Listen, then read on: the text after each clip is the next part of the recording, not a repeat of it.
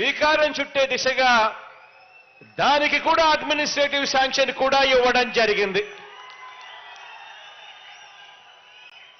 ఇప్పటికే కృష్ణా జలాలు ఇక్కడ తీసుకురావడంతో దాదాపుగా 6,300 ఎకరాలకు సాగునీరు అందిస్తూ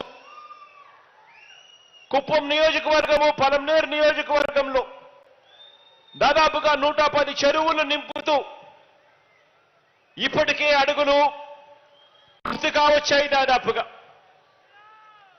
ఇక ఎలాగూ ఈ అడుగులు పూర్తయ్యాయి కాబట్టి ఈరోజు మరింత స్టోరేజ్ క్రియేట్ చేస్తూ కుప్పం నియోజకవర్గంలో 1 టీఎంసీ సామర్థ్యంతో అన్ని కోణాల్లోనూ పరిశీలన,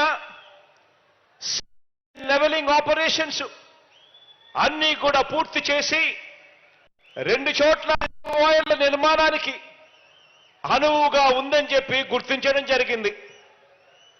గుడిపల్లి మండలంలోని యామగానిపల్లె వద్ద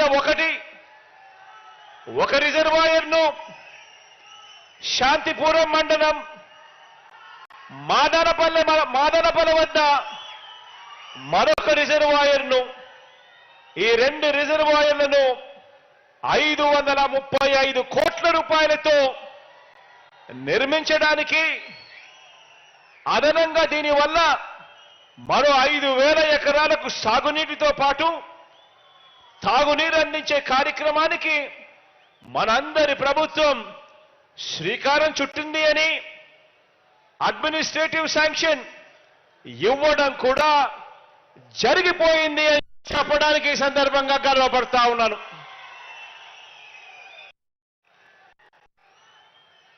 ఈ 2 ప్రాజెక్టులే కాకుండా రాబోయే రోజుల్లో మరో ముఖ్యమైన ప్రాజెక్టు కూడా పాలారు ప్రాజెక్టుకు సంబంధించి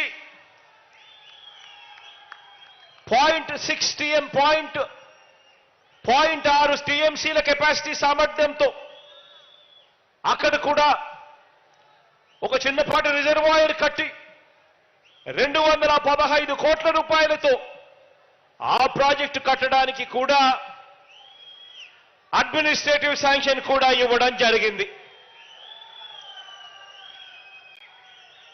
కుప్పం నియోజకవర్గానికి మీ బిడ్డ నీళ్ళనిచ్చాడు.